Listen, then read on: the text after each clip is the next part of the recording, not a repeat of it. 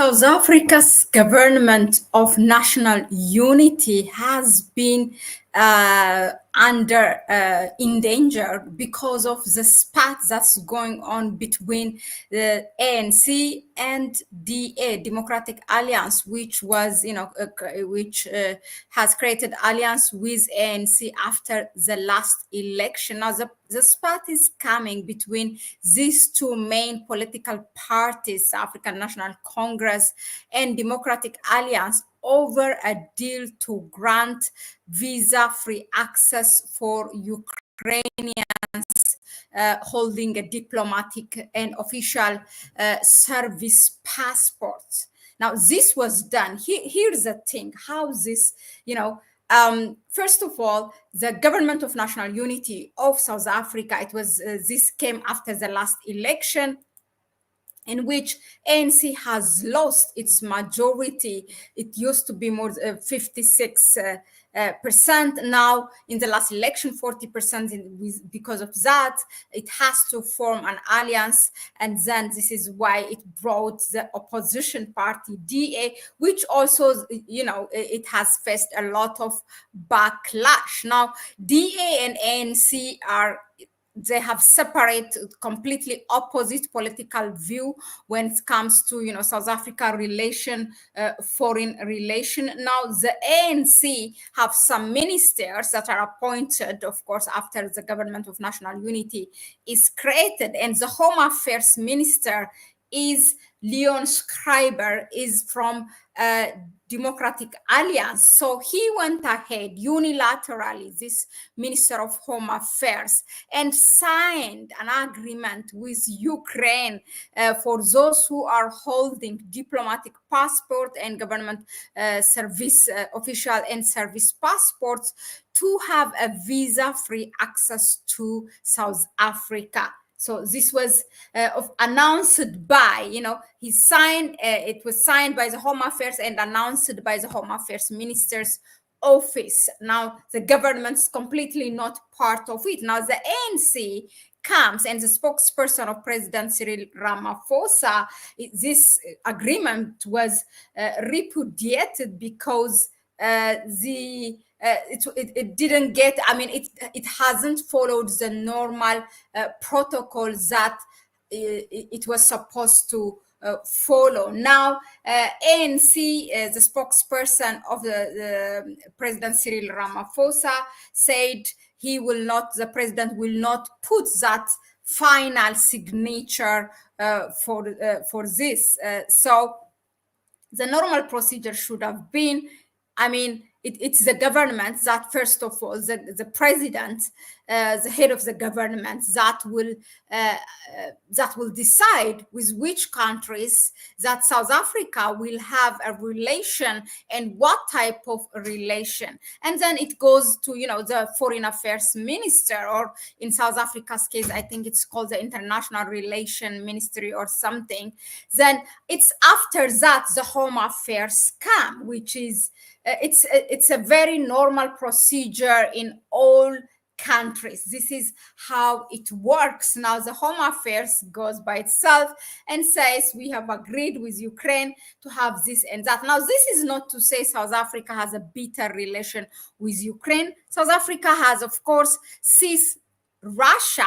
Ever since the Ukraine-Russia war, that has been strained, the relation between South Africa and Ukraine. But for South Africa, and they have been very vocal about it, also President Cyril Ramaphosa, that Russia is a strong ally to South Africa, and that's how it is seen. Russia was there when South Africa was struggling, fighting against apartheid. So Russia is always favored. Now, since the Ukraine-Russia war, and South Africa has also a cordial relation with Ukraine. It's not that they are quarreling or something, but Ukraine, for South Africa's stronger relation with Russia, always blames South Africa, and South Africa even initiated that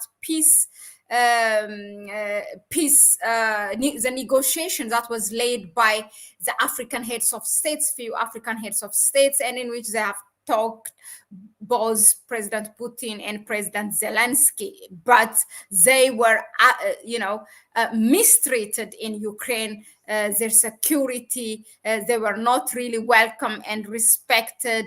Now, after all that, now for the Home Affairs to do this separately as if the government will not support it or something, that's not, that shows you, first of all, the DA has no respect whatsoever for the ruling party, which is still, even if it has formed this government of national unity, but still it is the head of the government. Still, ANC has a bigger say. So it's a disrespect. If you see the background, now the crack between the two parties did not start now. The first one was just to start with the recent one during last week's BRICS summit, in which the 16th summit, where the leaders have attended, members of BRICS, and invited countries with their heads of states.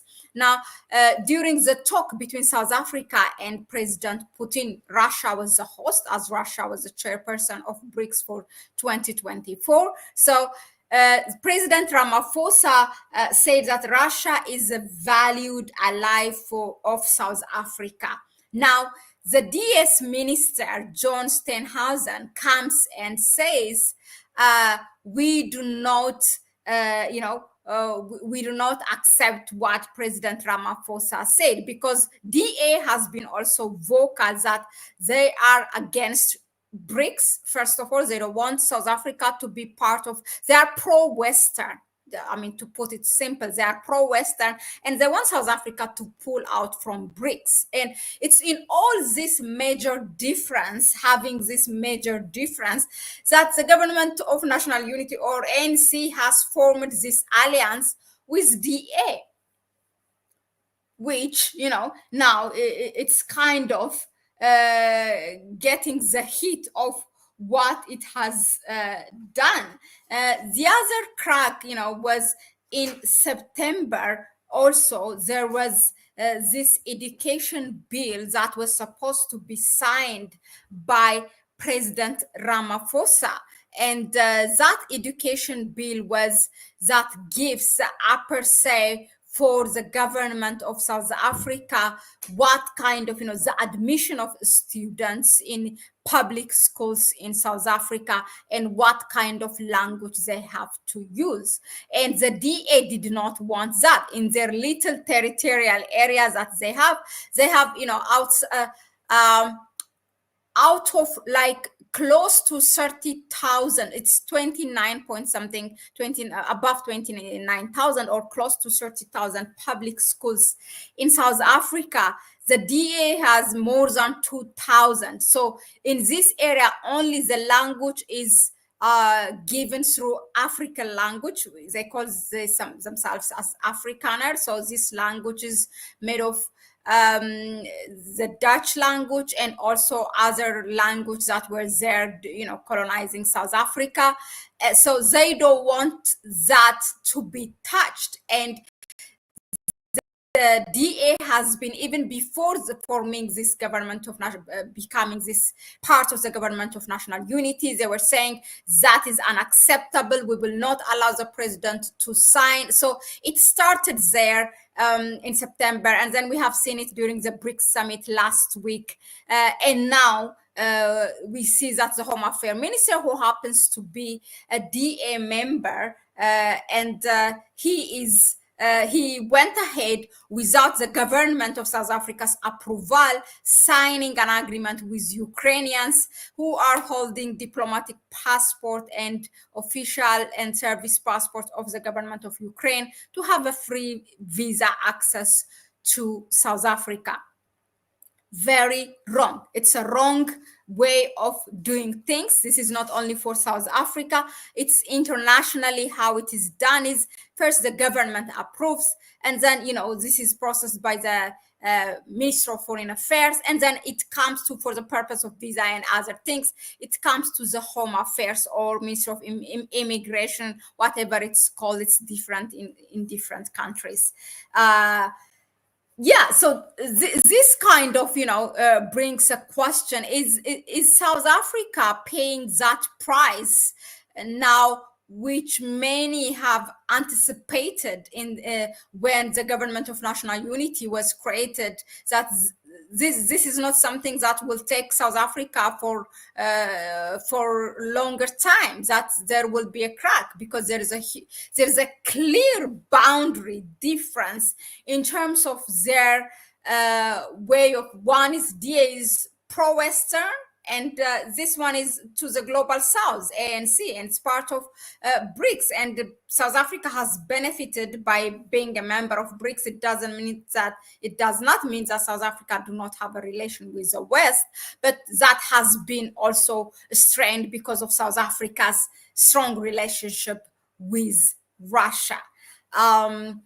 Let us know in the comment section, what do you did you guys have seen this coming, and what should the South African government do for the decisions that DA has taken unilaterally without the approval of the government of South Africa?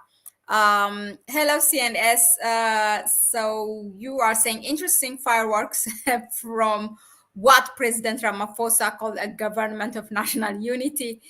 Entitled people will always side with other groups of entitled people. Yeah, that's exactly what the DA is doing. And I have seen some comments now. This is the right time for ANC to divorce with DA. Well, that's not easy as well. So he knows exactly what he's getting into. Perhaps he's just playing along. Ramaphosa is playing along with the emotion of his people, because he knows this will come. He knows exactly. It's not that DA just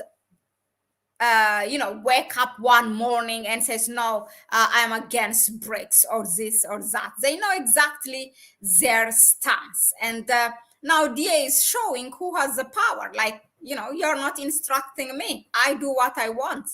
And by the way, the DA's the DA leader, John Steenhuisen, after the war started, went and visited Ukraine and said that he does not support what South Africa's alliance with Russia, and he supports Ukraine, this and that. They're acting like a government by themselves. That's what's happening.